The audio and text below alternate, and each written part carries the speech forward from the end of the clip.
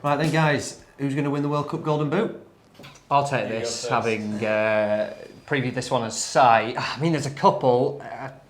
Bit of an outsider that I'd like to chuck in at 33 is Lautaro Martinez. Argentina striker, has a really good kind of scoring record. I know we go to Lionel Messi, and his issue may be that obviously he won't get spot kicks. Messi's going to take everything, and some of the contenders might get that. But match Messi's 7 goals in qualifying. I think the key thing here is after the Copa America triumph in 2021, was it? That the amount of goals that came after that. I mean, 5 of his 7 came after that tournament. So it's been really good recent form. Scored in the Finalissimo, was it called, at Wembley against Italy. Yeah. Finalissima. Finally, all right. Got a really good kind of record. I think he's going better than 1 and 2 for his country. He's got decent club form at the time of recording. He's just shy of 1 and 2 average as well. So yeah, for me, I think Martinez at 33 to 1's a really interesting one. And I'm going to maintain that Kai Havertz will explode at some point and score. And I think he actually plays as Germany's centre forward, given their injury issues. Fulkrug and Moukoko are great strikers in great form, but he trusts Havertz, who obviously got 2 against England very recently at Wembley. So 2 outsiders for me that makes it interesting. At least you can cheer them on, and particularly in Argentina's case, I know across the board we're fancying them to go deep in the tournament. So Martinez would probably be my main pick, I think, here at a good price. Short answer here. Are we looking at place money there, or do we think they realistically have a chance? It's a tough one. I think every chance, particularly in Martinez's case, has a great chance of winning it. But you've got to target place money, and at 33s each way, you're getting down to what, 8s, 9s, whoever you bet with. Absolutely fine with me that there's decent value there. And yeah, I mean, if you want one to win, I'll just quickly say Neymar, and I won't give you the reasons why, it's obvious. But yeah, for Martinez, definitely both cases, but there's good value either way.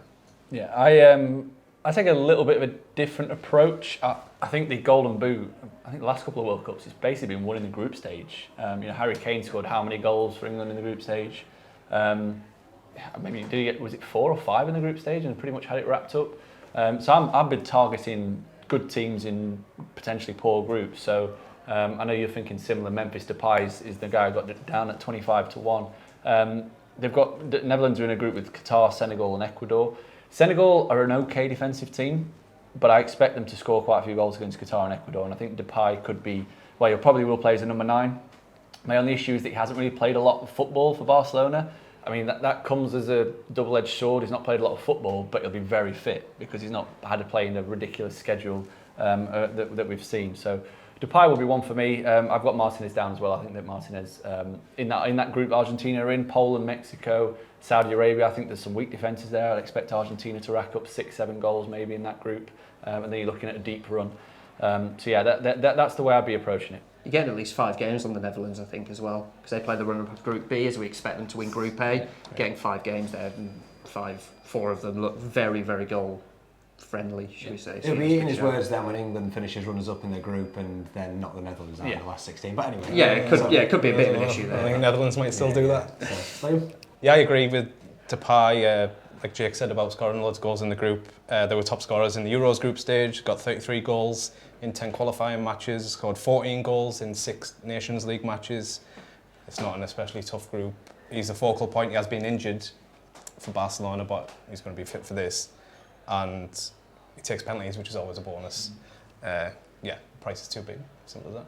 I think if we knew who Belgium's striker was going to be, I'd be looking at that as well, because I think Belgium have got a very winnable group. For me, Belgium are flat track bullies. They are a team that beat down on the lesser teams and struggle when they play the better teams. But we just don't know at this stage, because Lukaku has been injured. He's not been playing a lot of football. Does he trust Batshuayi enough to play him as a number 9? Again, he's not played a lot of football. Does he play De Bruyne as a number 9? Like, we don't know. So if and when that's kind of announced, then maybe we'll be looking at that. I'd potentially avoid Belgium in fan? terms of goal scoring. Oh. Because Morocco are a potential fancy there. Canada's defensive record actually in qualifying, I think everyone's writing them off and putting the guide that they may just sneak through the group. Defensive record's actually quite strong. I know they're not playing nations you can compare to Belgium, but defensively there's a good organisation there. With or without Alphonso Davies, is always an injury kind of doubt. He will play at the tournament though, so yeah, probably. It's my only issue with going for Belgium strikers, I think. Sporting Life has harnessed the power of XG to provide expert, detailed analysis on all 32 teams for the 2022 World Cup to produce the ultimate betting guide.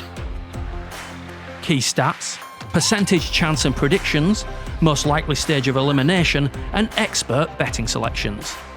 Sporting Life's ultimate World Cup guide has you covered for Qatar.